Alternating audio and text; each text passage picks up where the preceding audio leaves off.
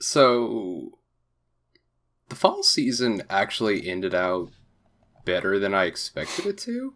There's definitely some things I wish I could have, actually caught up and watched by the end of it.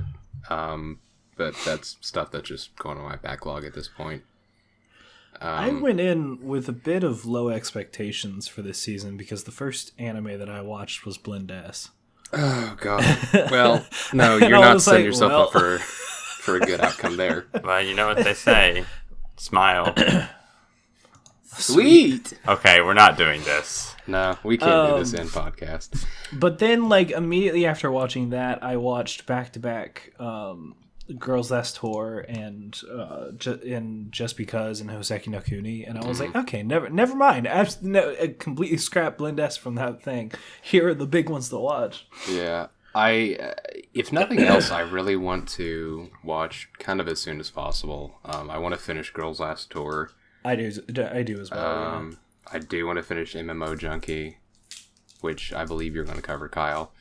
And there's one more, and I don't remember, so it must not be that important right now. But yeah, I got a couple shows done, which is kind of incredible considering the massive clusterfuck this last month or so has been for all of us. So we're here. Well, you know what? We're here now. Yes, we are. Thank God. I'm still recovering from 2017, but I'm here. Yeah, amen to that. Ugh. So what are we going to start off with?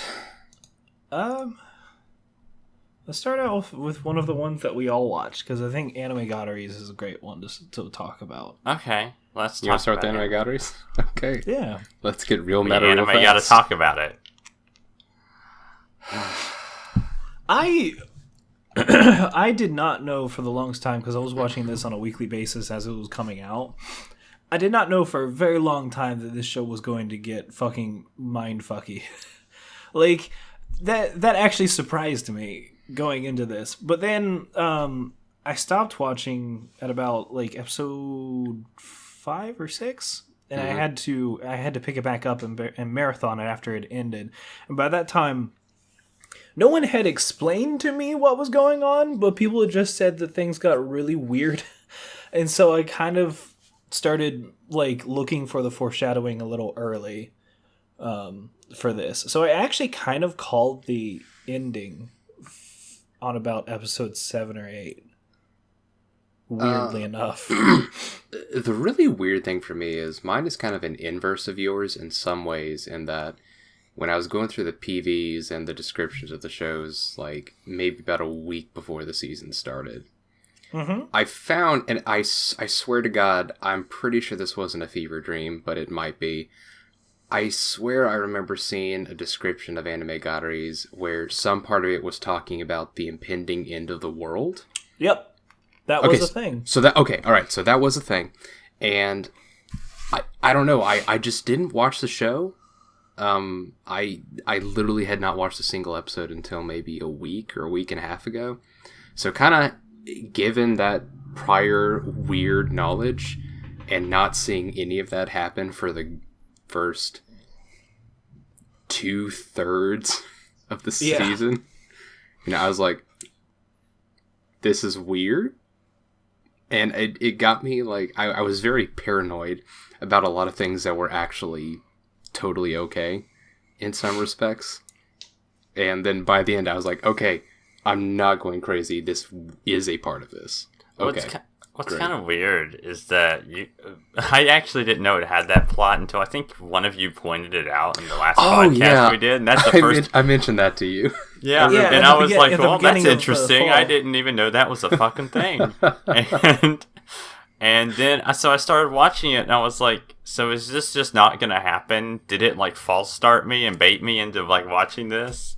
I mean, that's not why I watched the show, but I was like, I was wondering when it was going to happen. I thought it was going to pull a Madoka, especially it brought up, the 3-episode rule and all this crap. Right. Yeah, I know. And it was it was setting it up, and I was like, okay, where is it? And you get to, episode 7, where is it? 8, where is it? 9, where is it? And then it hits 10, and it's oh. The absolute ass end of 10. It just, there it goes. Well, it was Found like you start to get a little fucky in, I think it was episode 9 or 10. Nothing serious happened except for that they showed the OP in the middle of the episode, and they never explained why. They just decided to do it at the dead middle of the episode. Yeah. It was like OP, and then they go to commercial break. Yeah, that was very odd. It was really weird, and honestly, like the end of the world aspect of the show was to me the absolute least interesting aspect of the entire show. Oh, really? I mean, when things started going really, really hard meta, maybe about episodes 8 through 10 or so, I was pretty into it, but just like the last 2 episodes, like it didn't really do a lot for me. It was almost a little bit of a drag, sort of. Oh. Because it was such like a weird tonal shift. And I don't necessarily think the 2 episodes are bad. Like I was okay with the end, but I was like, I see what you're trying to do. I'm not super into it, but that's okay. I started to get a bit of a conspiracy theory vibe to the last 2 episodes. Like, this is going to be a weird reference, but does anybody remember everybody was really upset about Mass Effect 3's ending, and so they started to think like maybe that's not really the ending, that like Shepard was brainwashed or whatever? Yeah. I started to think that like in the last 2 episodes, because she like the whole way that she like saves the day is that the anime characters that they create like help them out to get them there, and I'm like, this is all actually she's already fucked, right? Like that's how this is gonna end. Is that like there's no way that the anime characters would just be like, yeah, no, it's totally fine. You know you can get out of this and change everything. So I was thinking that it was actually she was already fucked. Wow, she was the kid with the snow globe. Wow. Well, I only thought that for like a little bit, though. It was like, it was very clearly, it didn't seem like the type of show to like get that dark after like, 11 and a half episodes of complete slapstick, basically. Yeah. I did genuinely enjoy whenever things started to get really kooky, though. Yeah, about that episode 8 and 9 period, and where they started like it was more because a lot of it was referential humor up until that point, and a lot of like kind of semi-meta stuff where there's like a bunch of fourth wall breaking and saying, making, poking fun at anime production and all this stuff. And then they start like fucking with the medium itself. And should we watch the opening again? Yeah, let's watch the opening again. Okay. They rewind and watch the opening, and I thought it was hilarious, her response to being stuck in a montage as well, in which it's like she blinks and all of a sudden she's in her next class, and then she blinks and she's in gym, and then she blinks and it's like the end of the day, and she's like, what the fuck just happened? Like, what do you mean it's already lunch? It was just first period. What's happening? Also, this show really fucked with me because I was on edge for a vast majority of the show, like I said. So the fact that it kept opening with her friend Yui, that's in the sport, that's in track and field. Mm-hmm. It kept opening with random fucking segments that were like little bits of eye candy at the beginning of each episode, and I was like, what the fuck is this? I kept asking myself, I was like, why is this here? And then they had the entirety of the opening, but everybody's face was just a sheet of paper that was printed out with Yui's face on it. It freaked me the fuck out. Yeah. Because going into it with like that whole end of the world shit, and like you seeing her like all the time, I was like, is this some like, is this supposed to be some like Doki Doki like Monica shit where like someone is this mastermind behind this whole thing? Yeah, she was. And it's just her fucking with everything.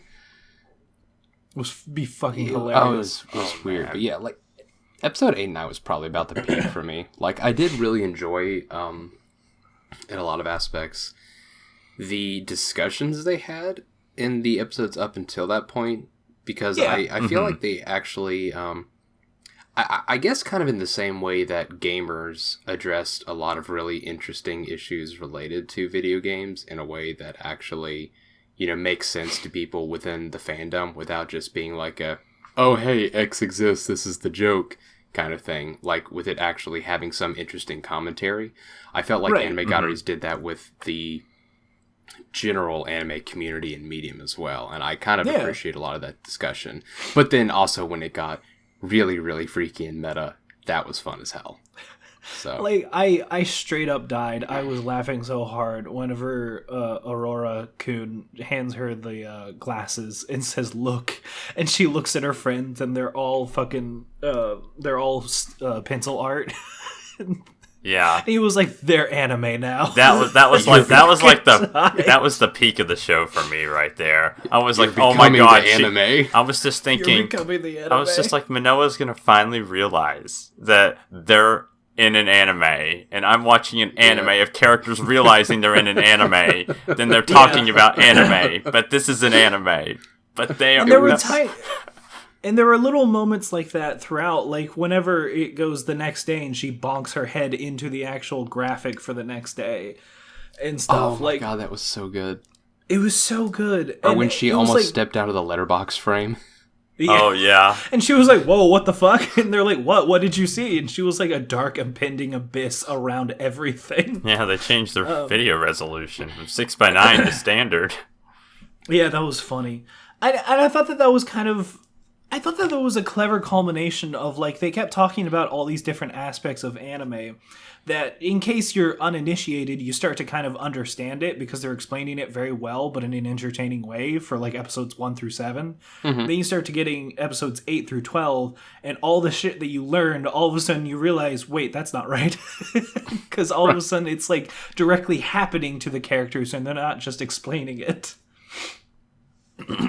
Yeah, it was I thought that was clever. I honestly thought the show was clever, and I'm sorry to say that, like, when I first started watching this show, I said it wasn't that good on Twitter.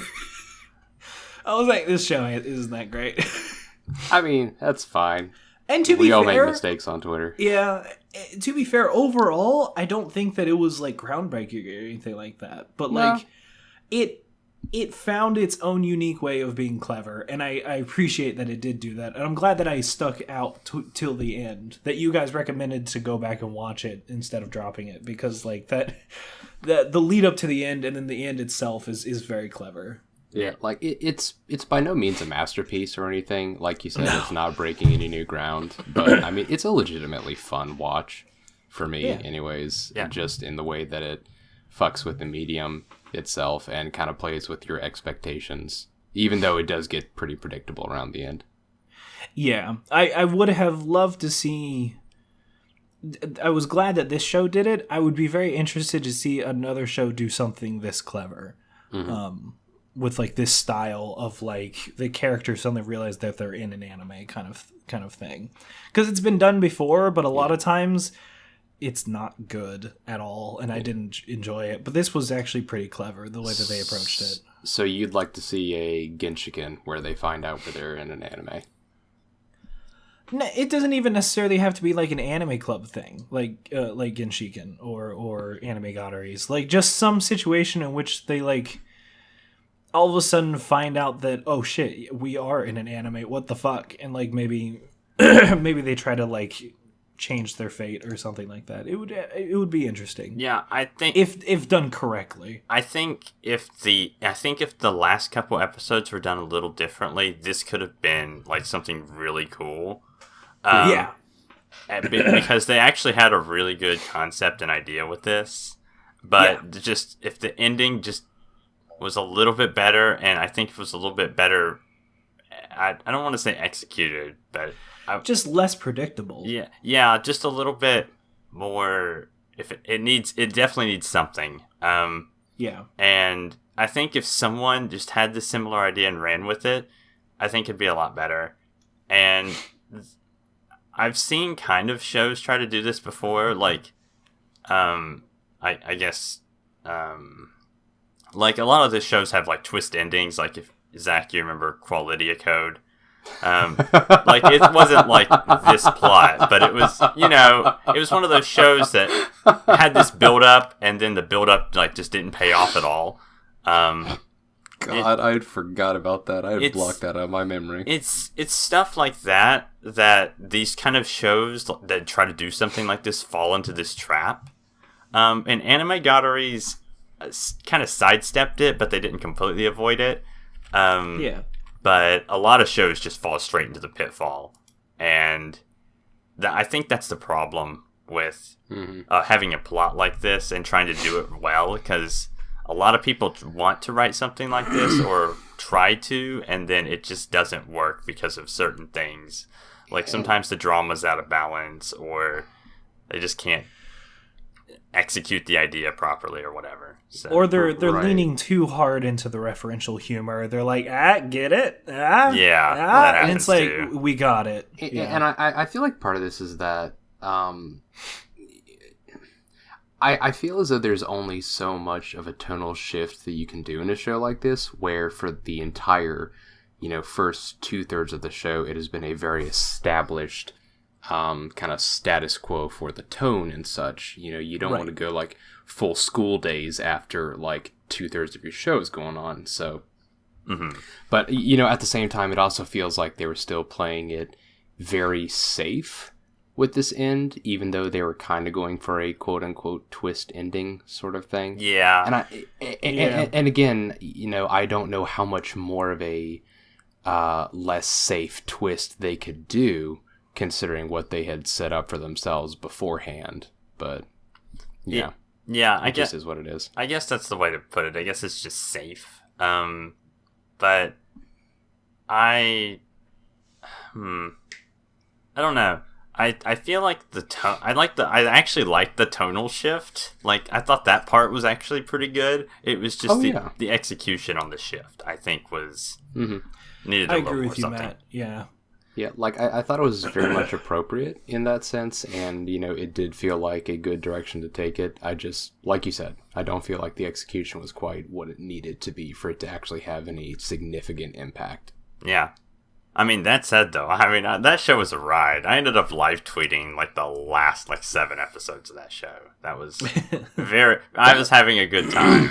And Yeah, those threads you were doing, man, like those were what really got me to actually just nose to the grindstone and go through that thing. well, I just felt like it wasn't getting a lot of coverage, and I was just like, I want to talk about it. So I did, and there you have it. I'm glad at least I got you guys to watch it. So Yeah. Oh, Yeah, I'm absolutely glad that I watched this. on an unrelated note, Holiday Code has a score of 6.66 on Mal, Is that too which high? is deeply it's appropriate. 666. Oh, okay. It's just a. I get you. It's- Okay, let's get you alright. through this NyQuil fugue. I'm sorry, the NyQuil's hitting hard. Okay, all right. Anything else about Animegataris? I think we've tapped I me think out. we anime got it all. Okay, great. So who wants to cover their individual one first? Matt, what did you watch? I watched Love Live Sunshine season 2. Oh yeah. You want to talk about that? Sure. I can go first if you want me to. Yeah, you go ahead. Actually, Okay. That's fine.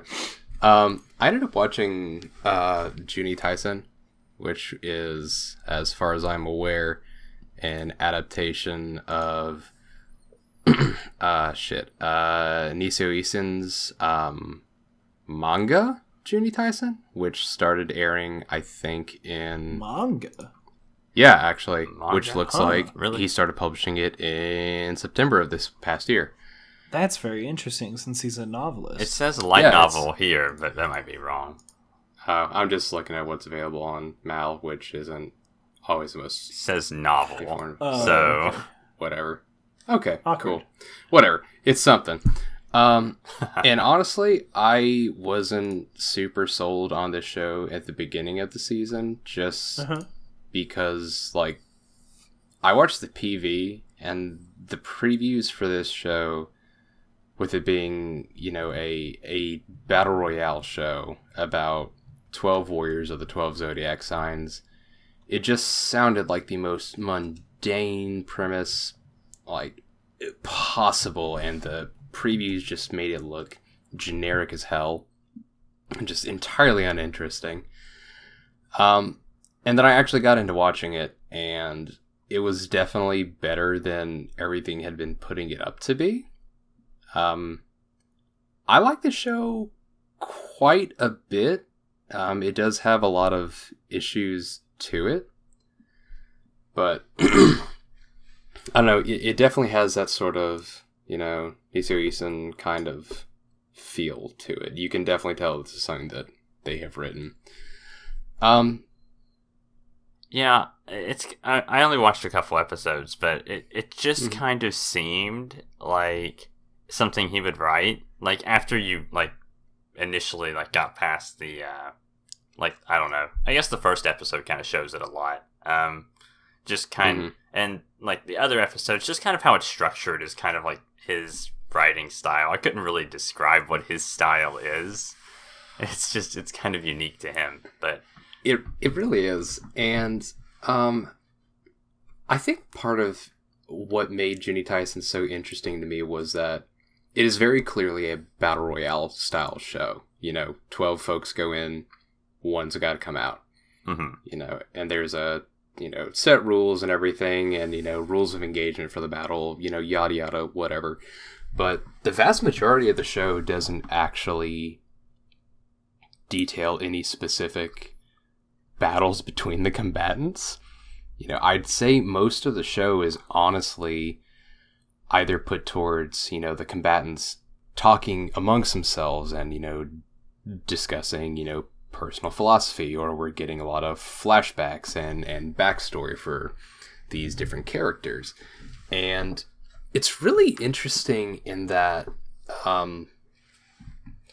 I feel as though the show takes a lot of time to get you to try to care about the cast. And I honestly really didn't by the end of the show. We did get a lot of time for specific characters to kind of get into their psyche, to find their motivations behind going into the Juuni Taisen, why they want to go into the battle, what their one wish for winning the thing would be. And honestly, to me, the most interesting part of the show was the actual discussions and the flashbacks they had, because it addresses a lot of really interesting concerns. We have the 12 different warriors here, and they all have very different philosophies on battle, on fighting, on warfare, because when they're not engaged in the Juuni Taisen, they're out often, doing their own thing. Some are actually out in different war zones across the world. And it kind of brings a lot of interesting discussion about, what is considered truly normal, what is considered moral, what is considered a sane way for people to be raised in such a culture where you are literally born and raised to fight on a war zone, or to fight in essentially a proxy war, which is a Juuni Taisen.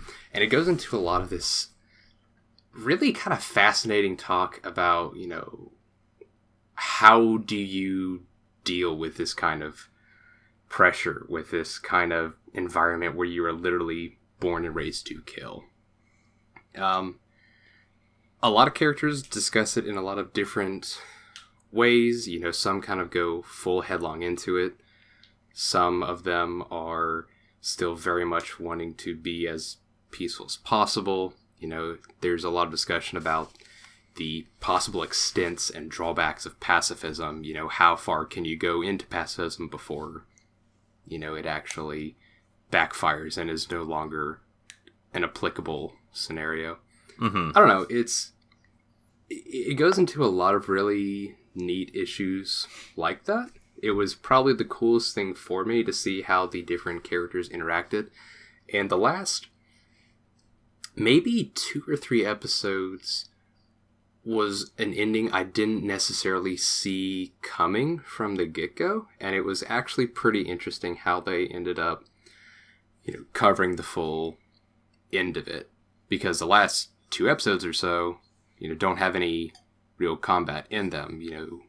Things are being resolved in these last 2 episodes that I didn't think were going to be an issue at all. I don't know, the combat itself was kind of interesting. There were some battles that were pretty neat, but most of them were actually over pretty quickly. Most of the combatants die very quickly with little to no fanfare whatsoever. And it's really interesting in that it is in that way sort of a subversion of a lot of battle royale style anime I've seen beforehand, where there is a lot of emphasis put on these huge set piece battles where these massive just, mow downs take place. Right. And then, maybe here we'll have, someone is, totally focused on something else. And then maybe within the next 10 seconds, they're just, cut down. It's like, okay, well, that's that. It's really interesting to kind of approach a battle royale kind of anime from the perspective of, well, we're not necessarily going to talk about this, or we're not necessarily going to have the focus of this be the battles themselves. We want to talk more about how the characters approach these things and some of the issues that go along with it. Issues of PTSD, issues of working with loss, issues of, family pride, etc. I don't know. It's really interesting, and I really appreciated a lot of what it did. But I don't know. It was difficult to really get attached to the characters in such a way that, even though they very much tried to with a lot of the character backstories, I really probably didn't care for more than 2 or 3 of them by the end. And even then, it wasn't like a huge attachment. It was just sort of, well, okay. Guess you're gone. Bye.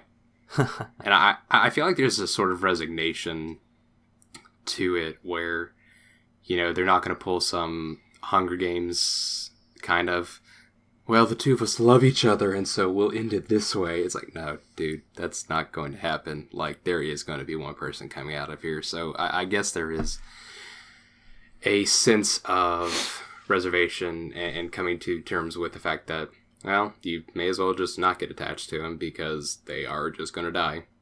So, yeah. And it's not like a Game of Thrones kind of thing either, where it is as if, no one is safe, but your favorite characters could very well get out of this. It is a very set fact that folks are just going to get heist. So yeah, that's an interesting point that you bring up. It's kind of interesting that they utilize these backstories so well. And this was just apparent from the couple episodes I saw as well, that they use the backstories to tell these sort of tales, and then the characters that you just learned about usually just dies. Like, literally in about 10 seconds, it happens. And it's kind of unfortunate because that's the cool part, is learning the backstory, and you kind of are like, oh, that's really cool. And then it doesn't matter anymore.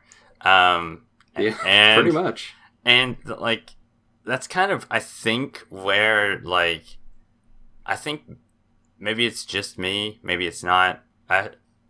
I feel like, for me, like, I think that's interesting, but that's the downfall. Like, it's kind of just a downfall with the plot itself, It's the fact that you have a death game mechanic, and that's what you need to demonstrate this, but at the same time, that's also the only way for the characters. It's very much kind of stuck in its own confines because, from the first episode, they pretty much set up this dynamic to where, okay, we are getting this character's backstory, so you can pretty much be guaranteed that they're going to die by the end of this episode.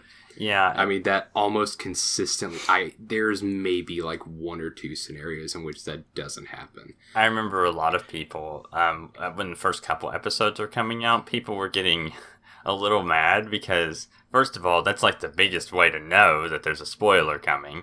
Right. And be like, hey, this episode is featuring this character. Oh, that character's gonna die, obviously. Yeah.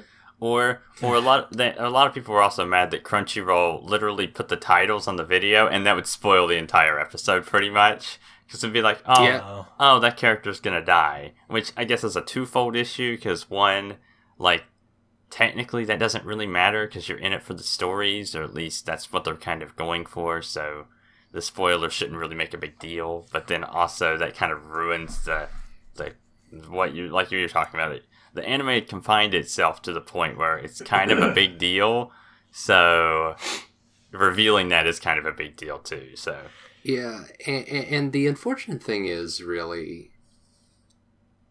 I feel like it could have been somewhat more compelling if we got a character's backstory and they didn't literally die that same episode. Like, if we had some space and some room for these characters to grow in this sense, or for us to at least kind of come to understand how they behave and act on the battlefield in relation to what we had seen of them before. And that happens with probably about 2 or 3 of our main cast, which ended up being the 2 to 3 characters I actually ended up caring about in some capacity.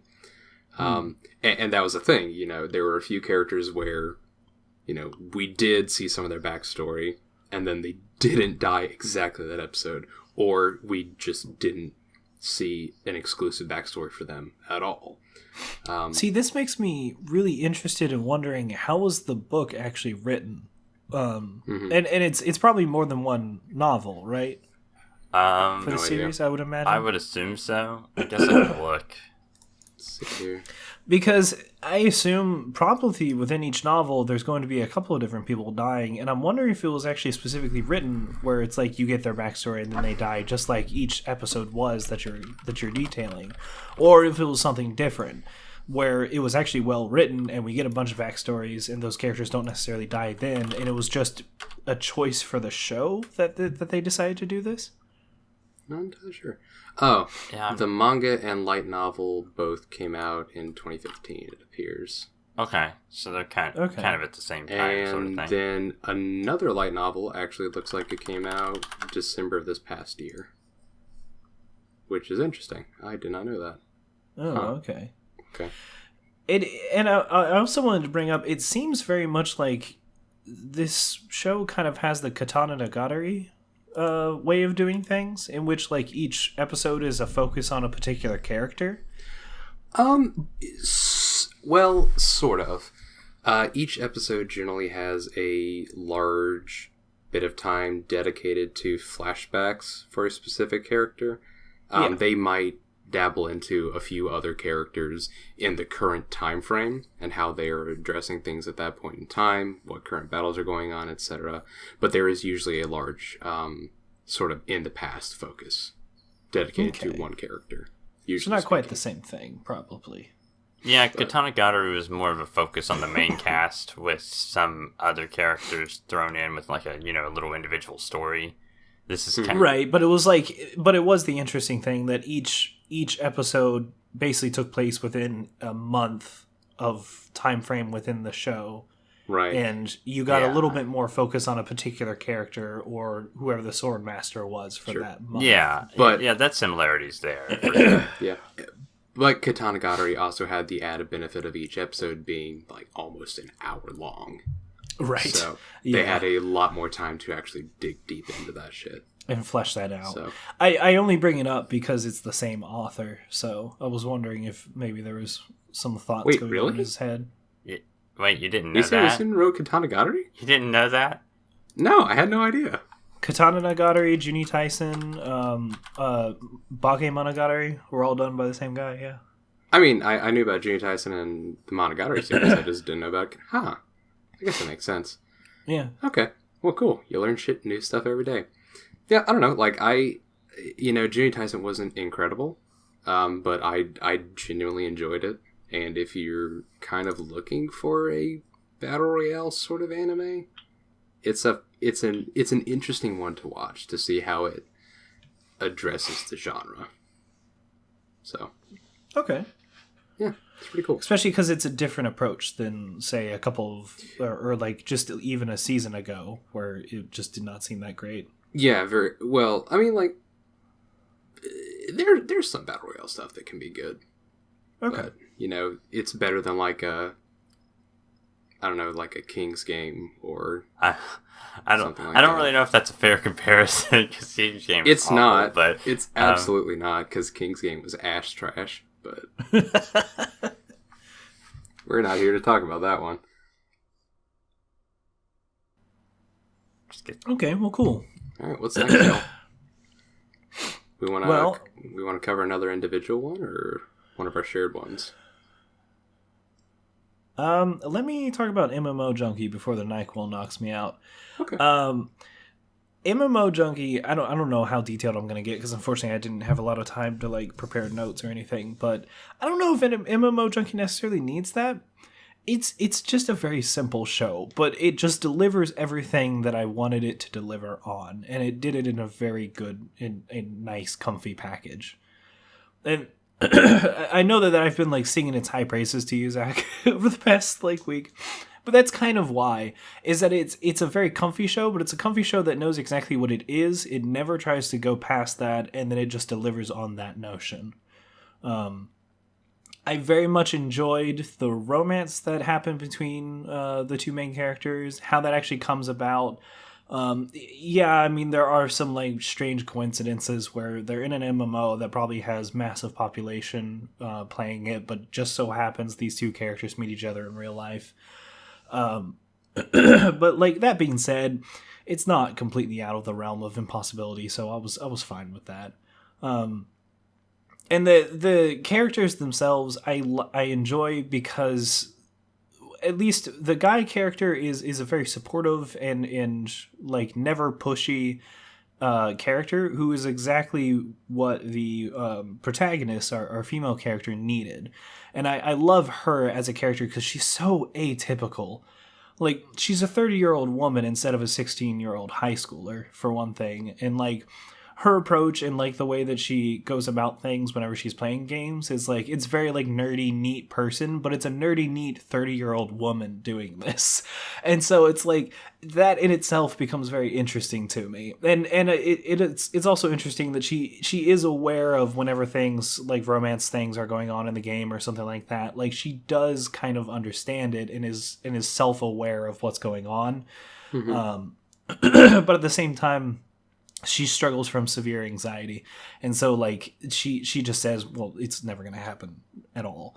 And so I think that was also something that I greatly enjoyed for this as well, is that like as much as it is a romance story, it is a talk about psychology, about mental health, which I thought was really neat as well, because there is a reason why she's a 30-year-old neat, the reason why she left the workplace in the first place. And I like that they delve into that and delve into her recovery from that by obtaining friends through an MMO. It's not her like having an addiction to MMOs and then eventually getting out of that. Rather, it's that she's able to find a close group of friends that supports her and allows her to get back into the real life. But she finds them through a video game. Like, so good. That in itself is so very good, and I greatly enjoyed that. I remember some people were talking about the title being a little like the title had a little bit of controversy. The English title, "The Recovery of an MMO Junkie," because I could see the easy misunderstanding there, where it could people could be like, "Oh, it's about someone that's getting out of MMOs and back into the world or whatever." But in reality, it's the same title, which just has a different nuance to it. It's the recovery of someone's health that's just likes MMOs. Yeah. It's the nuance changes, and it makes a big difference in how you read the title. That was something that someone talked about on Twitter. I don't remember who it was, but I just saw that and I thought that was kind of interesting. That the nuanced title, how you read it, makes a difference. Yeah, and I think that definitely may have been what they were trying to go for whenever they were marketing this, is that like they're trying to pull in the people that are like, oh, look at this person, they're gonna like get better from a game MMO addiction, and they're just kind of appealing to the people that like are going for some MMO anime. But then the nuance changes as they watch the story. I'm thinking that's probably what they were trying to do with that title, but I'm really not sure. Yeah, it's hard to say. There's an article, I think Anime News Network published it a while back. It was about the title, but I don't remember. I don't remember if it was ANN or someone else, but I think there's a little bit of discussion about the title. I don't know if it answers that question or not, though. So yeah, but regardless, it's a very good show, and it also has a lot of like really great little moments that like crack me up. It was like because for one thing, I as someone who plays a gender swapped character, not for anything necessarily nefarious, but just because it's fun. Like in most games that there's a character creator for, I enjoyed a lot of the like little tongue in cheek moments that they have within the game, where it was like, well, as a dude I might say this, but as a girl I want to say this or something like that. Sure. But then there are also moments with the characters that are just so fucking sweet. Like another aspect of Moriko, the main character, the female protagonist, is like she fucking bows to a washing machine at one point. Because it has an automated voice, and the automated voice says, "Washing your clothes," and she's like, "Thank you," because she's just like such an anxious person, and I'm like, I laugh because I'm like, I have literally done that before, not to a washing machine, but to a machine before, and like. And anytime that I'm talking to Siri or like Google or something like that, I always want to end it with "thank you," just in case the robots take over.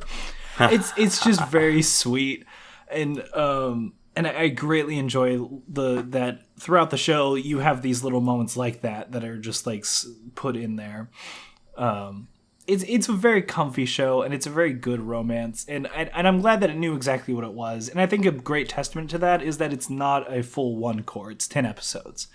It's like they knew what story that they wanted to make, and they're like, we can't really stretch this out to 12, so they just hit it on 10, and then that's it. Yeah, I actually have found that sometimes 10 episode shows are way better than 12 or 13 ones can be. Yeah, because the pacing is this really neat thing because they're not stretching for 12. They're comfortable in just delivering it in 10. Right, it's like, we don't need that extra space. This is all we need to have done here. Yeah. So. Mm-hmm. It's kind of like whenever you're watching a long-running series like Breaking Bad or something like that, and they knew how many seasons they were going to have, and so they wrote specifically just for that. And it just works out so much better. There's no, like, Dr. House kind of thing where it's like all of a sudden we're on the 9th season and literally no one's watching this. I don't even know why they made a 9th season. So hey, I mean, that 9th season wasn't terrible. I don't know. I stopped watching after 4. Okay. It's my favorite anime. Anyway. House can be anime. But yeah, no, it's a good show, and I'd highly recommend it to anybody because it's just a nice, fun watch. You can get it done real quick, 10 episodes. Yeah, that is very high up on my backlog. Yeah, it's very good. It delivers very well on both its romance and its dealings with actual mental health. So I applaud it for that. Yeah, Matt? The little bit that I watched, I actually found it really interesting. I don't really have a reason for why I stopped watching it. I wasn't disinterested. I just got busy and stuff. But yeah, but I mean, it's a good show. From what I saw, like 3 episodes. Like that's what I watched most of the shows I wanted to watch too. And yeah, I think it's a nice, comfy show, and I like the romance, like you said. I think that's a nice little touch. So, and it's different. So, it's like I hate to compare it to this, but it's kind of like Netjuu, but like not Netjuu, and it's way better. But good. Yeah. It's like I do, and the weird thing is that like I don't even know if it's a fair comparison. It's so weirdly different, but it's like, but I think you're right. It's taking that idea of 2 people who play different gendered characters within the game compared to what their real life gender is, and then like finding each other and like having that concept, but it's doing it right instead of horribly. Yeah. It's the same romantic online concept. Yeah, online real life thing. Yeah. That's what I was trying to say. Kyle, would you recommend marathoning through it, or would you recommend like spacing the episodes out a little bit, like maybe watching one a day or something? That's actually an interesting question, because I think you totally could marathon through it real easy, and I think it does lean itself towards that, and I found myself wanting to do that because it does a lot of things where it's like it is a romance, and so it'll leave like an episode with like a tiny ounce of a cliffhanger, and you're like, I just want to see what happens next. Okay. So I did find myself watching like several episodes at a time. That being said, I typically only watched like 2 or 3 episodes while I was just like in my bed with a cup of hot chocolate under the covers, and it was just my comfy space. Comfiest little thing on the planet. Oh my gosh, it was so good. And I think both are valid, but I think the show, because of the way that it does, it's like tiny cliffhangers. They're not huge, sudden, dramatic shifts, but it just hooks you into like just one more before bed kind of thing. Cool. Yeah, I had to definitely finish that up because I actually was interested in finishing that one up. It's good. Yeah, it's I was like halfway halfway through. through. Came out, so. And they came out with an OVA, and I just greatly enjoyed it. Nice. It was very fun. Let's see. That anime was surprisingly popular by the end of the season. A lot of people were digging it, by the end of the season, and I'm glad that they did, I think it helps that Crunchyroll was like advertising the fuck out of that thing. Yeah. Its actual Twitter account was super active too, as far as I could tell. Oh, really? Oh, like I'm the pretty actual Japanese Twitter account? No, I'm pretty sure that I think there was either an official English Twitter account for it, or there was an account that was sort of like masquerading as like its official Twitter account or something. But I saw tweets from it like all the fucking time. It was kind of interesting. Or I at least feel like I did. You know, it felt like every time I was scrolling through my feed, like there was either a tweet from them or someone had retweeted something from it. Right, yeah. So, I don't know if they were actually super active, but in my personal, like, scrolling sphere, there was a lot of stuff from it. So so even if the official account wasn't doing it, the fans were definitely doing it for the official account, kind of correct. thing. Yeah. So. Okay, cool. Yeah. All right. Nice. Matt? Oh, me. Hi. Yep, you're up. Hi. Yeah. It's me. Okay. So, oddly enough, I'm trying to figure out where I should start. Love Live Sunshine, Season 2. It's kind of an interesting sort of show from the original. Yes.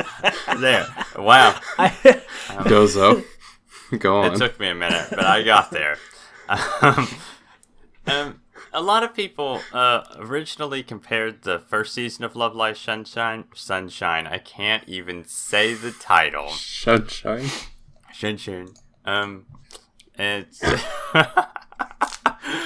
a lot of people didn't like Sunshine very much because, like, they thought the first season at least tried to mirror the original too much, which the second season of Sunshine kind of disproved that, like, wholly, for a couple different reasons.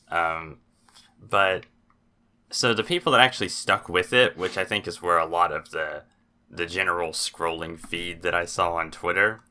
So I saw a lot of support for the show. And anyone that gave it a chance basically ended up really liking it, almost probably better than the original. One of the reasons... The original being the first season of Sunshine? The original Love Live. Oh, wow. Yeah. That's a bold statement. Damn, okay. Yeah, it's when Sunshine came out, it was a big... I talked about this on the podcast once before, where there was a big thing where people that liked the original Love Live didn't like Sunshine as much because they felt like it was a ripoff, or like they felt like it was playing the same things over and over again, which it kind of did because there was the whole saving the school thing, and becoming an idol group, assembling all 9 people, all this. Yeah. It's the same beats. But I think season 2 really liberated it from the original show, the original Love Live, in a couple of different ways. One of them being that I think they somehow managed to escalate the drama, but also escalate the goofiness. Yeah, And, I've seen with, fucking helicopter opposing God. pilot. What's her name? Chica. She just gets in a helicopter. Yeah, that totally happens. And there's also a flying bus at some point, but What the fuck? yeah, it's the power of friendship, man. You have no idea. Just defy physics, defy God, forget That everything. was the same episode. I mean, they did do that in the original. Love Wait. Live, No, I'm sorry. Did you say that was the same episode? Yeah, that was the same episode. They said they what was it? They said they were gonna defy God, and not even God can stop us. And then not even at the end of the episode, the bus lifts off into the air, and I was like, well, you already defied God. You might as well just break physics too. I think I sent out a tweet that was like that. That's fucking incredible. And I was like, you know what? I don't even know what this show is, but I like this. This is stupid, but this is amazing. But yeah, so it escalated on both accounts. But the drama felt a lot. They learned from the original Love Live, and they took the drama and they were like, hey, let's not blow it out of proportion this time. Let's keep it. Yeah, they definitely did. Let's keep it reasonable. Yeah. And the interesting part is they kept it kind of reasonable, and then combined with the fact that the characters were a little bit more. I would like to say they're a little bit more than the original, but the characters are kind of completely different sets, so it's not really fair to compare them. They kind of utilize the characters a little bit better, I guess is what I'm trying to say. They're not just playing a goofy role like they did in the original, or playing a type. A trope. I didn't really want to say that, but kind of. Well, but it is kind of true that the original Love Live, whenever I saw seasons 1 and 2, each character was very much a type, and they were also aware that they were playing that type. Yeah, it was kind of self-aware in that regard. It wasn't really a bad thing. It just it's just kind of how these shows go. Right. I mean, even Idolish 7, which is just starting in the winter season, is very much doing that in a lot of ways as well. But it is also, as you said, this kind of awareness of it. Mm-hmm. So it's kind of just a different. It's just playing with the tropes differently. And I think Sunshine has a lot of the same kinds of characters, but they, for one, are just goofier. That automatically makes it better. And the characters are a little bit more fleshed out. There's a little bit more, I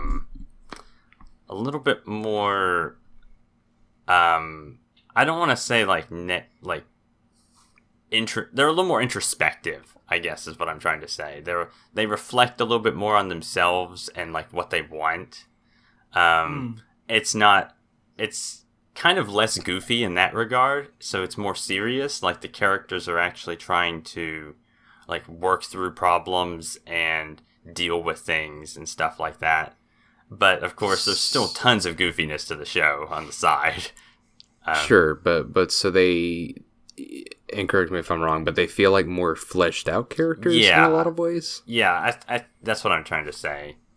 Okay. And I think, actually, a lot of the characters even, there's several episodes in the second season of Sunshine that get this kind of, they change. It's kind of interesting. They play this type, but then, through their character development, they almost, they still have that quality, but then there's, another quality. And it kind of just shows that they've worked through this problem and now they're kind of changed. You can kind of see that reflected. as the show kind of goes so on. they become a more well-rounded character because they've been through things. Yeah, and that's definitely a core aspect of a lot of characters in the show. And I mean, some of them still get shafted, but I mean, it's Love Live. Some characters are just goofy. That's just their part. Yeah, but some of them have seen some shit and they're better for it. Yeah, and I think that's where Sunshine Season 2 really, I don't want to say shines, but but it really excels in that category of just taking all the things that are good about Love Live as a franchise and just enhancing it. Like CSI style enhancing. But Interesting metaphor. All right. yeah. But I think that's what makes the series what it is, and it's definitely a contender for. I would say it might be the best season of Love Live. I think it at least. Wow. I think it at least rivals the original Love Live season 2. I think it at least rivals that. It may actually be better than that. It's probably somewhere between that and the movie, really. But that is some serious praise. yeah, and Coming from you. yeah, Damn. yeah. I have nothing against Sunshine. I think Sunshine is really good, but there's a lot of people out there that are still kind of iffy on it because they're kind of a little bit sour about the first season because it played too close to home or whatever. Mm-hmm. Yeah. But otherwise, I mean, it has some really good moments, and I loved it. Of course, I'm gonna love it because I'm trash. So You're trash. I'm idle trash. Please just throw me in the dumpster. So Okay. Oh, Jesus. Okay. Well, cool. sorry, I definitely need to sit down and watch that. I still didn't finish the first season of Sunshine, so I never even got started on it. it's we can do it together. it's actually pretty good. And I mean, Matt, as of our talk a week ago, I apparently forgot that I watched the second season of the original, so. Yeah, Oh yeah, you did. we watched I that totally together. forgot. You know. I know, but I thought that it was all just one big single season, and then I was like, oh, that was a split core. Okay, I get that now. I was confused. That's okay. That's life. Yeah, life is confusing. Yep. Just like floating Well- buses. Just saying. Well, we could either talk about something a little bit more grounded, like Just Because, or we could talk about Houseki no Kuni. I mean, I think the closest thing to Flying Bus is probably Houseki no Kuni. Wow. You're not wrong. Just in terms of, well, I mean, I guess Just Because had the Sky Trains. Those are always cool. Those were cool, though. Yeah. Those were cool as fuck. I That's some neat public transit. respect Sky Trains. Hell yeah. Let's do Houseki no Kuni. Okay. So you guys didn't finish Houseki no Kuni, right? I fucking sure did. Oh, I'm sorry. You did. Yeah. I didn't, so I'm sitting here in the corner. What episode were you on, Matt? I finished 3, I think. Oh, rip. Oh, sweet fuck. Okay. Damn. Yeah. I know. Apparently, I missed a lot of stuff, but I think I pretty much had the You whole. missed a I'm fuck ton. I think I'm going to try and be as spoiler free then as possible because this yeah. deserves it. Well, that's okay. I've already kind of been spoilered by Twitter. They just go insane about the show. So Okay, how hard are we talking? Are you at the let's point see. where I you know, feel like you probably know how this ended? I know, Hold false. up, wait, okay, spoiler for those who haven't watched. We're gonna set this down now. If you haven't listened and watched and you want to, skip a bit. and I'm asking you, please please do yourself a favor and watch this show. Okay, so Matt, what do you know? Okay, so I know that, like, Foss turns into a slug at some point. Like, I know that's a thing. Yep.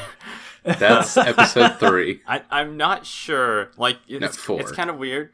Like, I've kind of got, like, segments of the show. I know that Foss, like, breaks into pieces at some point, and she, like, gets, like, some That's episode 1. I'm okay, but, like, she gets, like, gold, like, hands or something, and I know that's a thing, and I don't really know anything about the... She becomes a golden girl, yeah. She Sits gets down on the couch with entirely new everybody else. limbs of all shapes and sizes. Yeah, I know that happens. I don't know. I only know what I see pictures of, so I don't know anything about the plot. Okay. But I know generic things that happen. Okay, I guess we'll try to talk about this in as, not obtuse terms, in as less spoilery things as we can. Going over the general gist of things rather than diving Yes. into specifics of what happened each episode. So, generally speaking, I feel like the strongest part of the show was watching Foss as they really came into their own. Like, the biggest arc of this show really seems to be kind of Foss's metamorphosis in a physical and metaphorical sense. Yeah. Mm-hmm. I think that's really the major focus of this entire series thus far, and Right.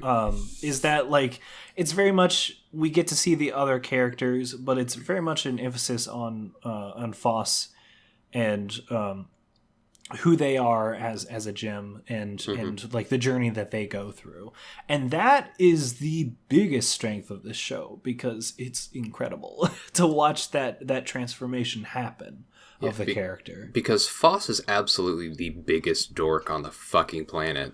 Yeah. Like, yeah, they are. They have no idea what they're doing, and they're such a spoiled little shit that doesn't want to do anything, and is kind of in some ways like my spirit animal, sort of, but they also get their shit together. The unfortunate thing is they get their shit together after some really heinous shit happens. Yeah, it's only because some real fucked up shit happened to them that they get their shit together. Well, to them and unfortunately others. And others, yeah. But I think what I genuinely enjoyed, though, is that by the end of the series, this character is still this character. You still see the goofiness every now and then. You still see a little bit of their old personality in the new personality. It's not like a sudden shift or change in which it's a completely different person and they're not at all the same. Right. I genuinely enjoyed that they didn't drop what made Foss whenever this character went through so much shit in their lives. Right. Yeah. Absolutely. Like at the core, Foss is in a lot of ways, as I would like to describe them, an energy conservative individual who is, in a lot of ways, very socially awkward and anxious and such, but through a lot of series of events, they really do come to be more responsible. You see them still very much having a lot of similar thoughts as they used to, but they have very much adapted a lot of these previous issues and these previous shortcomings that they had, earlier on. And a lot of it is really kind of coming to this point where Foss is very much afraid of a lot of things, whether it's responsibility or, coming to terms with, actually going into combat, despite the fact that that's what they've wanted to do for literally hundreds of years. Or, any other sort of thing. And it is kind of it's weird to think of it as a coming-of-age story for characters that literally don't ever die. and live for an insane amount of time. But I mean, it's really what it is, because it's like you said, we get to see all the different other gemstones, like Alexandrite, the Amethyst Twins, Antarctite, Bort, Cinnabar, all that jazz. We get to see all these really interesting side characters, but all the major focus really does come back to how is Foss developing through these different interactions. And the show just does a really solid job of it and showing how Foss grows through interaction with their peers. It's some really solid shit. And I guess beyond the story... no, sorry, go ahead. I was just going to say solid. Hey. Oh, yeah. Yeah, solid. I caught that. Like that a was diamond. A good one. Man, this show's fucking gorgeous. Oh my gosh, this show is this so good. show is my fucking dream, man. It's a good 3D CG show. It's my fucking white whale. It happened. I it's honestly, here. I honestly and truly believe that this show will be looked back on in like future seasons and in future years as what to do right about a 3D CG show. Yes. Like, everything about this show as far as the animation goes is fucking spot on. It's exactly what you should do with a show like this. It really should be looked up to, Yeah. Yes. 2017 was bookended by some pretty high profile CG shows with Winter 2017 season. We had the show that we won't name. Oh, you mean... And... and then to end it, we did have Houseki no Kuni, which was the fucking bomb. It was incredible. Some of the cuts that they did through the use of CG through this, and just some of the incredible scenes and transitions. Like, I'm not going to say it couldn't have been done in 2D animation. It absolutely could have. But I feel as though it was just an incredible vision, just actually getting it through this particular lens. Yeah, I had written on the site that the way that they approach the CG, and specifically a lot of the elements of the CG, whether it's the fucking Mandelbrot sets that the moon...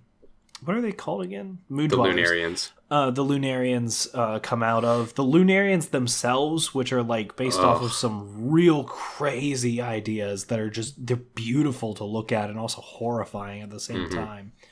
And then just like the sheen and the like translucence of the gems themselves and everything about that, as well as them actually being able to break apart and form back together and different things like that. You technically could do this in a 2D show, but I would argue it would not nearly look as good as what they were able to accomplish in this show. Oh yeah, and I mean like anime hair that you can actually see the eyes through for a real reason. Like that's pretty there's cool. a legitimate reason why they can see through their own hair. I did enjoy that. And I thought that it was a nice blend too, because it isn't necessarily like the show is purely 3D. Like if you look at like the behind the scenes stuff, you see that it is 3D models and then they mask it with 2D on top of it. They basically just draw on the 3D models, I think is how that worked. But it works so well. Like it's just so gosh dang pretty. I love it so much. And yeah, honestly, this will be the way that things should be done for other 3D CG shows like going forward. Like, this was definitely the way to do it. I certainly hope so, because it's not even just the base character models themselves, but the actual environments are fucking incredible. And again, a lot of the environments do have a lot of 2D, 3D mix to it. But even the characters are so expressive in the way that they are actually acted out, whether it's actually just like facial movements or like actual body language to it. It had a lot of serious panache to it that was just... I don't have a good word for it, aside from like real good. But I think between this and what was that one short, Hill Climb Girl, that came out this year? That was this 3D CG short. Came out in the Japan Animator Expo. Yes, I think those two are going to be what people are going to look for in future. I would also like to point out that like it's not just the visual aspect that's fucking gorgeous about the show. It's the sound and the music too. The OP and the ED are amazing. Like I don't know who was in charge of that, but they fucking blew my mind with that shit. And then just the individual little tracks that you get within the show that fit the mood and the style and the ideas.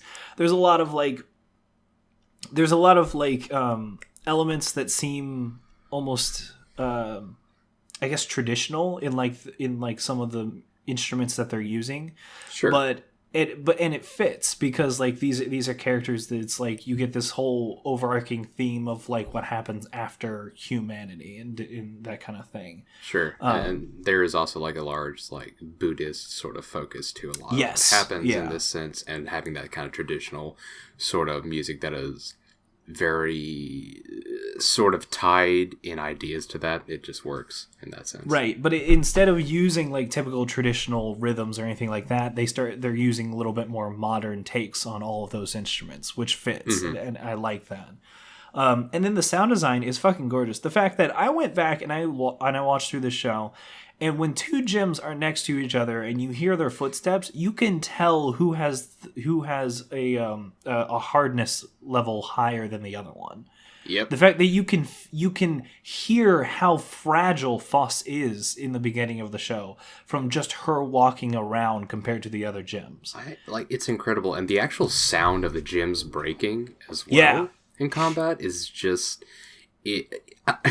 I mean, it's dumb to say it just sounds like it would sound, but I mean it does. It is a dead ringer for the idea of like glass or something akin to that just like shattering in the way and in the sound that it actually would, and like everything so about visceral. It sounded and it felt like it should, and again it sounds like a dumb thing to say, but so many shows just don't do these basic things well, and it's really good to notice. Yeah, because them breaking apart is a big fucking deal, because that's how the Lunarians take them, and that's also how they lose their sense of self, because every single bit of their being matters for their memories, their personality, and all of that. When they shatter, you are terrified that they're going to lose a piece. And so, like, the fact that the sound, they spent so much time on the sound of them breaking and how visceral and scary that sounds, it's so good. Like, absolutely kudos to the sound department for the show. They knocked it out of the fucking park. Yeah. I really wish I would have watched this show. I mean, we're the backloggers, man. I'm not going to lie, this was probably my highest rated show of this year on my list of shows that I've seen. I would probably, I mean, like, I'm not going to count Your Name because that's not fair. Right. That's not fair. And it's a film. So I would probably say, honestly, like, probably this or maybe like Scum's Wish or something. Yeah. But probably Houseki no Kuni. Yeah, Houseki no Kuni, I think, has won my top spot for 2017. Yeah. I'd have to really think about it and sit down before I say this was my, anime of the year. But this is a strong contender. And not to get into the details of like the ending of the show or anything like that, but the way that they go about leaving this show in its current state, they better fucking continue this series or I will fucking riot. I will go to Japan and I will riot. Okay, well, look, the novel series is been going on for a while, my dude. Okay. And well, I believe it's actually getting licensed in the US. Oh, so, is it? Okay, awesome. I think I heard something about that because the show apparently did really, really, really well. Good. It deserves it. It absolutely deserves it. Yeah, I would love to pick up those novels and read them. So this was a fucking blast. And I liked that you had these elements of some of the other gyms developing over the course of this series as well. Oh yeah. And I would be very interested because you get small bits of that with certain characters that have a little bit more mainstay in the series, like Diamond. And so, like, I would love to see in the novelization of this how that's taken to a little bit farther, and how you get to explore a lot more of those characters. Mm-hmm. Yeah. Oh shit. Yeah, what's that? You can already get some of these on Amazon oh, really? Okay, Like- well, now. I'm gonna save till after the podcast, but I did currently open up a new browser tab for Amazon. Okay. So I guess last up is Just Because. Why Yeah, did we the show save that it we for were last, writing Zach? about this Stop. I'll end this fucking podcast. I will end this podcast, Matt. Answer my question. Don't you fucking dare. We saved it for last because we're saving this for last. We're saving it for last because we Please. felt like it. Yes. Okay. All right. I was in pain, Matt. I'm satisfied. So, Just Because is actually legit a pretty great show. I'm very happy we decided to write about this, even though we had our difficulties with that. But like, man, it 2017 was just, being a garbage fire. yeah. But like, man, that was good. I'm so glad I finished that. Man, me too. I guess this is actually probably up there with a contender for my favorite of the year. And I really didn't expect it to be. But I don't know. We watched those first couple of episodes basically together, and I was getting some real good vibes for this one. well, see, the thing is, like, from the start, I was like, okay, I really dig this. This is, like, the first episode, holy shit, what a first episode. Way to come out of the gate there, man. Like, that was just a incredible way to set yourself up for the season. Yeah, that's and I really enjoyed the first few episodes, but like I kept having this nagging feeling of, okay, but when's it going to let me down? When is this going to suck for an episode or so? And it and really I think didn't. No, it didn't. But I was getting nervous because it was having some issues with the actual production. Oh my and I was God, like, yeah. I was like, oh no. It was 'Cause I was like, wigging me out. not this show. This show does not deserve that. It's so good. Yeah, like there were some issues as far as the quality of the animation went at some points here and there. It definitely dipped at certain junctures along the way. I mean, it did, but like not in ways that were so obvious or like took me out of it. Right, and that's the thing. Like it was more as if you would see it if you were really looking for it, and a lot of that was because I was primed to look for these things because there was a lot of discussion going on like Twitter and things of that nature about, what was happening with the production. Yeah, I think if no one had told me about the production issues, I think I probably would not have really noticed a lot of them.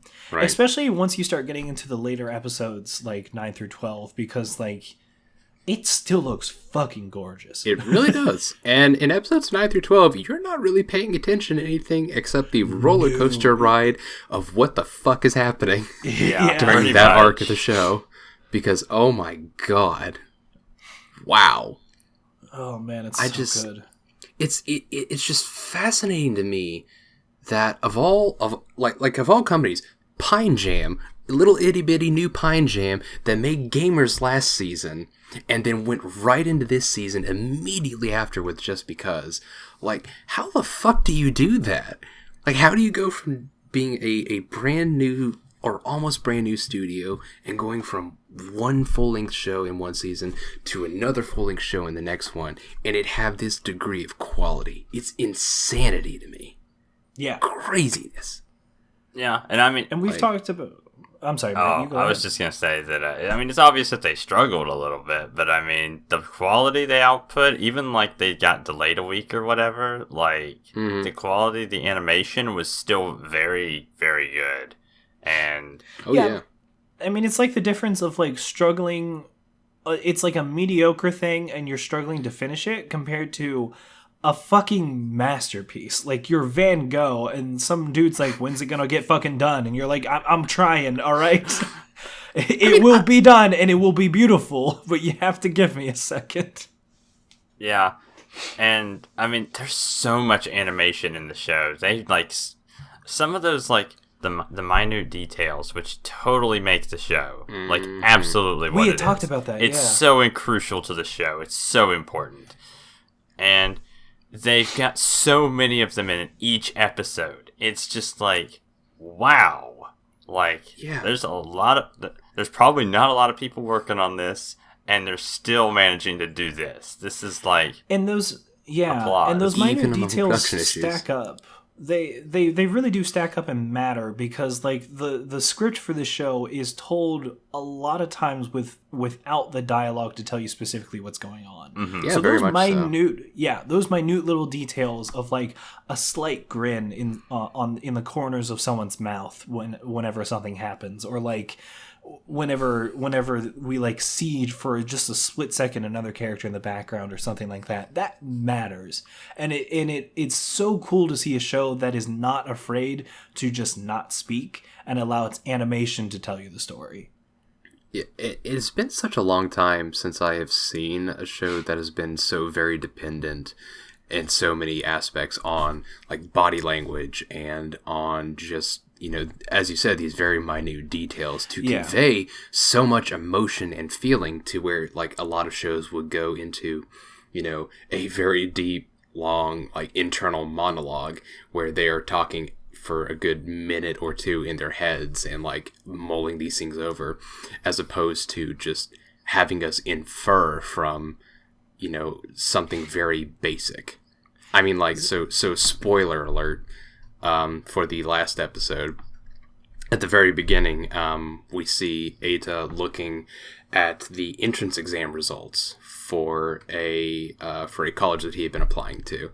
And, we see him looking down the list, and, the numbers go from like 1,400 something to like 1,700 something. And we see him, like, there's a close-up on his mouth, and he has this, like, slight grin to it, and then it pans down to his ticket, which is a number like 1,600 something. And so it doesn't explain it at all. Mm-hmm. It says nothing, but it's like... Yeah, that was the cliffhanger between episode 11 and 12. Yeah, and it's, it doesn't say anything, but it's like, yeah, so his isn't on there. He didn't pass. And, it's not showing us a very specific, like, oh, I fucked up or something like that. It's literally just the way that it's not even his entire face. It is literally just his mouth. And I thought that was clever too, because they even play with that, because in episode 11 it ends with him looking at the board, and you have this montage of all the other characters, the competitions that they entered, as well as the exams that they went for. They all light up. You see their whole face and they're smiling, and you're like, oh, they passed. You know that they passed because they're fucking ecstatic. And then it ends on his, and you just see his smile. And then the next episode starts, and you realize that it wasn't a smile because he passed; it was a smile because he failed. And I like that they played with that a little bit. Yeah, that was such a good scene. Really, like, that whole thing was just very well orchestrated. And I was like, that's what makes this show good, right here.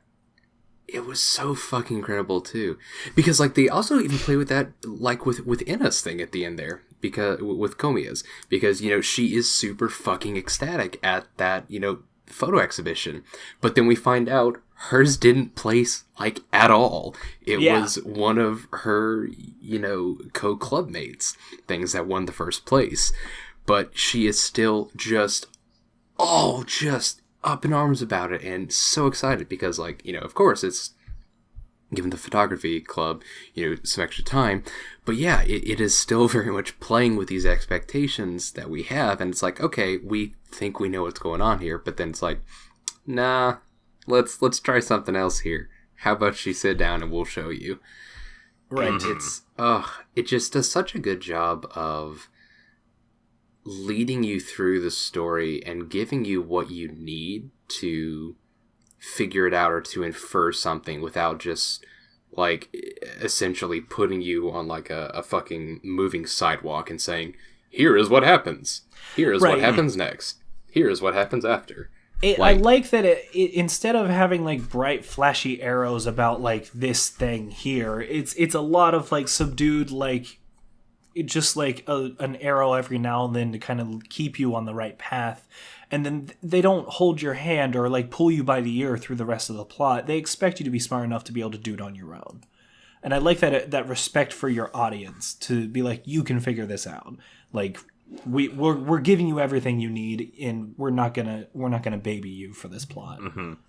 I think it's pretty clever too to be able to write a script around that, and then know what the audience is going to expect because of the cues that you told them to infer. And if they come to the right conclusion, then I mean you come to the right conclusion. But if you come to the wrong one, it's kind of also like they play with that to get you back on the right one. It's kind of interesting. I find that the collaboration between the script and the animation in the show is so crucial, and just the way they did it is phenomenal. It's absolutely crazy to think about. Absolutely.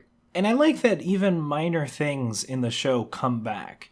Like, for instance, several episodes prior, you have this whole thing of Ina and Eita Izumi going on a date together.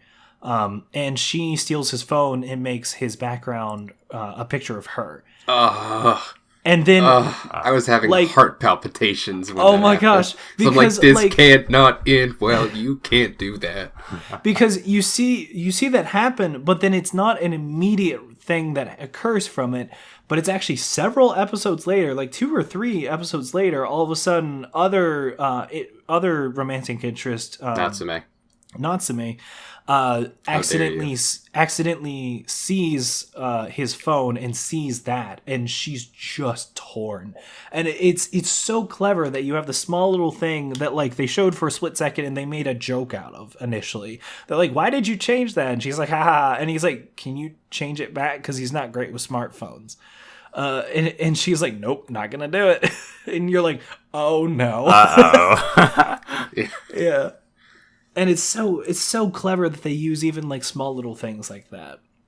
I also have to say, on the topic of phones, it was like Tsukigakure I was very happy with, because they did a lot of things in which like it was a story that used texting a lot and felt a little bit more modern because of it. But it also was neat to see a text and actually, without voicing any dialogue, seeing the character emote and react to the text that they got.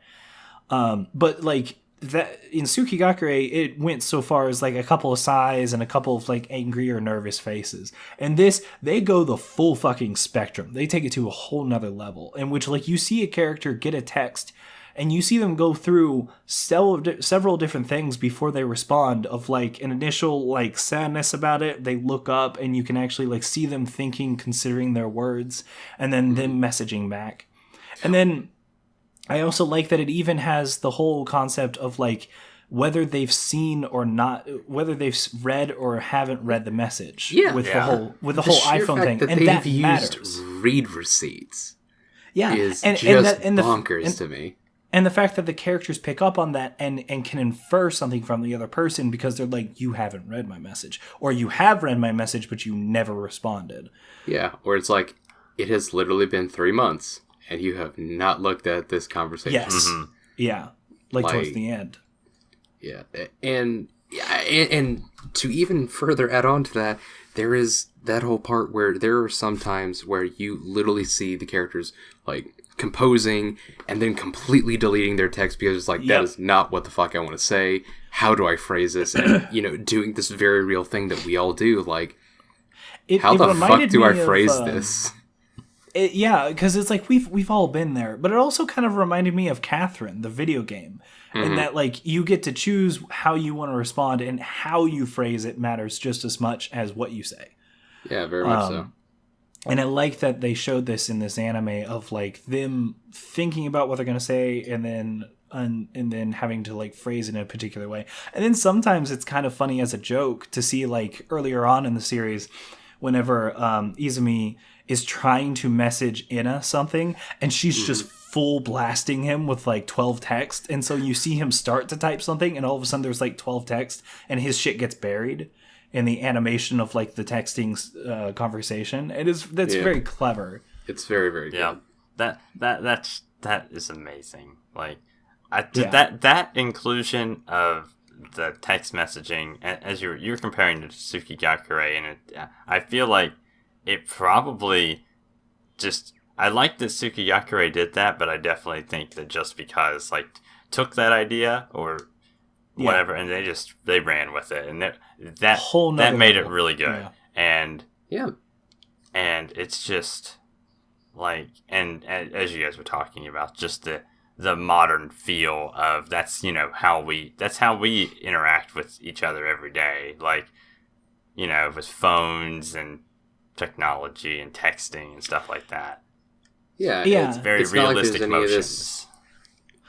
It's not like there's any of this dumb bullshit like, oh hey, we're a bunch of high schoolers in current year, we totally don't have smartphones, and I don't know where you are, so there's obviously going to be some big misunderstanding here based off of that, because we totally can't communicate with each other, except yes you fucking can. Right. I guarantee you were a teenager at this time, you have a phone, just fucking call them or and text them. And you see them you see them text each other like, where are you? And they're like, I'm at the entrance. Or like towards the end of the series, you see them go, where are you? And then the message is never read. And they're like, fuck, I'm actually lost now. Yeah. Like, I don't know where to go. Yeah, or like, where are you? And it's like, I'm not going to answer you. And there's a specific reason for that. Right, so, yeah. Like, it brings such a level of like emotional depth and a level of actual weight and consequence to some of these conversations that is just like not present in a lot of other things that don't take advantage of this other medium of communication. Yeah, it's twofold, because not only does it modernize the series and like better relate it to us, but like you said, it also adds way more elements of an emotional value to the scenes and what's going on, because there's this double layer of like what they're saying and then what they're typing to the person. Mm-hmm. Yeah. And, so like, good. What you feel can be different So from what you good. type. It's just so layered. I love that. Like, this show has so many layers. Just thinking about it still, it makes me want to go back and watch it again already. But I know I can't do that right now. Like, I need some time away from it. Like, like, I didn't actually, like, it was kind of interesting because I love the series, but normally with shows like this, I can get a little emotional, and I didn't really get really emotional. I just got really, like... Oh, I did. I got emotional in different ways. I didn't, like, cry my eyes out or anything. I just got, like... But I got the tension. I got the just the, what the characters are feeling. I felt that. But it just wasn't like a cry your eyes out anime.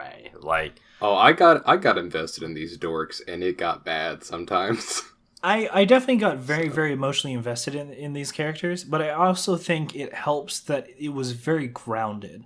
The drama was very realistic in its portrayal and what it was doing, and it made sense how the characters reacted. There are even moments where another anime would maybe like just have a character freak the fuck out and start yelling their brains out. Yeah, just to have someone do some really stupid shit that no living person would actually do. Yeah, but instead you have characters that just like scoff, they hold it in, and they just don't want to say anything. And when they do actually yell at each other, it's for a reason. And it's very rare when it happens, and it's very important when it does. Like, that grounding of it and making it a much more realistic perspective. Like, these characters act and behave how I would kind of expect some teenagers that are at the tail end of their high school career to act and behave in the situations they're presented in. Right. They felt very realistic to me, and I appreciate that immensely. Yeah, for sure. And like it really addressed such a huge range of that kind of end of high school sort of thing, especially having grown up in rural West Virginia. Well, I guess not really rural, more like I mean, West Virginia in itself is kind of rural. Okay, well, fine, but like a more urban center, but still also pretty much next door to a, rural area. Yeah. There's this whole discussion of where Haruto, for example, is kind of hanging out with his two friends, and Rikuko and Junpei, and they're talking about entrance exams, and he's like, man, it'd sure be nice to have a future that has college or something in it. Because he is just in this spot where, like, financially and things of that nature for his family, college is not feasible. It is like, okay, you're done with high school, you're getting a job, and you're getting a career, and that's it. And, I've had so many friends and such where that has just been, that's it. Like, that is kind of the terminal point of that. Just because of the socioeconomic area that we've grown up in, that's just kind of the hand they've been dealt. And it was really interesting to see the kind of tensions that came with both those that are going off to college and then those that are not afforded those opportunities, and the very individual struggles that come from both those situations, and also the struggles that come from the clashing of these different perspectives and these different affordings of opportunities. Like, it was really interesting. And it was, like you guys have been saying, a very grounded, like, very real portrayal of a lot of genuine issues that, I have gone through, that friends of mine have gone through, that, like, it felt like something that could have happened when I was around that age. Yeah. Mm-hmm. I think that was the perfect way to actually say it. I have nothing more to add on to that. But you're absolutely right. Yeah, especially like in the situation that I think we all came from. Like, I know personally there were people that I'm no longer friends with, unfortunately. Like, I've just completely lost touch with. And it's very scary to see a situation of someone that was deep and personally close to you, but they just were not dealt the same hand that you were. Mm-hmm. And so they don't have the same accessibility to, like, higher education or something like that. And the kind of grading that comes from that between two friends that's, like, really out of their hands. Yeah. But I thought that the show did a great job with that. Well, and I mean, even like you talk about, the whole issue of having these very close friends that, you were, close kin with, that you just completely fell out of, communication with. I mean, they handle that in the first few episodes of this show. Right, yeah. Where, that's the whole point of Izumi and Soma, and as well as Natsume. Yeah, because it's like, hey, I'm moving. We're going to keep in touch every day. And then we didn't. Because and then they didn't. Life is hard. And because they're, keeping in touch with people it doesn't just magically happen. There's a lot of effort that has to come with that. And life tends to get in the way of that. There's a lot of difficulty coming through that. And I like that they come back to that as well later, whenever talking about Soma and Morikawa's relationship. And Izumi asks Soma, like, do you think it'll work? Do you think you guys can make it to whenever she's a little bit more settled in her college life and then you guys can date? And he says, yeah, I will. And I'll definitely stay in touch with her. And Izumi says, but will you actually stay in touch with her? Like, he kind of emphasizes the point. And it's very much stating without directly stating, but you kind of pick up on it that he's like, we fell out of touch. Don't do the same for her. And it's cool that they never had to say that. He just had to rephrase the statement with a little bit more emphasis, and all of a sudden we're brought back to the issue of episode 1 and the fact that friends can grow apart. And Soma saying with utter confidence, yes, no, we will stay together this time. I was like, that's so good. Yeah, that's oh my heart. There's so many good moments like that, and it's just like I almost want to watch the series again, like Zach said, because I love so many things about it, and I would love just to go through it and pick up on all the small things that I missed again. Like, and it's just a good show. Like, it is absolutely solid. Just genuinely a good show. I take back what I maybe said like 20 or 30 minutes ago. This is actually probably my anime of the year. That's like, fair. and That is it totally just fair. took me ranting like a crazy person about this show to actually be like, oh, yeah, I had a lot to say about this for a lot of reasons. Yeah, this show definitely. I think for me, like, show fucking blew me out of the water. We're talking about anime of the year, but like, man, like this, it's tough for me to think about right now. But I was trying to think, like, I was thinking about how good Recreators was, and then I was thinking about this show too. That's another thing I need to watch. And I was just like, oh man, like, just I love shows with just the layers of nuance, like Just Because and Has. It's just, it's just so good, and it's just like right up my field of like genres, story, plot. Like it's all like right there. It is just this is my jam, Pine Jam. Fucking shit. It was a horrible joke, but I didn't want to go for the low hanging fruit that time. So Well, I will honestly say, since you brought up the company's name, I think companies like Pine Jam and like what was it, Studio 4C, the people who did Princess Principal. 3 Hertz. 3 Hertz. Studio 3 Hertz, Pine Jam. These are companies that are incredibly new, but they're cranking out some like actual hits. And I love to see that there's these studios that are brand spanking new. They probably do have a lot of people on staff that are doing some great shit, but or have done great things before and like are very experienced. But the fact that you have these new companies coming into the fray and shaking up things with some really amazing hits like this, Yeah, for sure. I absolutely love that. That's super cool to see. Like, I mean, I like to see Studio Nut do something cool. Oh, all right. Well, Studio Nut is actually apparently working on the Fully Cooley stuff. So Really? Yep, I guess they're working on Fully Cooley season 3. So You know what? I think Okay. they could do a pretty good job with that. Yeah. nice. I mean, and they have a lot of the old crew coming back for it anyways. So, Right. like, besides the studio name, we know most of the big names are coming back for that. So- Man, was Yojo Senki really this year? that was in winter. Holy shit. That was winter 2017. Yeah, that was the same season as Holy Handshakers. shit, man. You mentioned it. Fuck you. We were doing so fucking well. So yeah, no, I'm glad to see that a lot of us, like a lot of these smaller companies are like stacking up their resumes here with like some real quality shit. That's super cool to see them.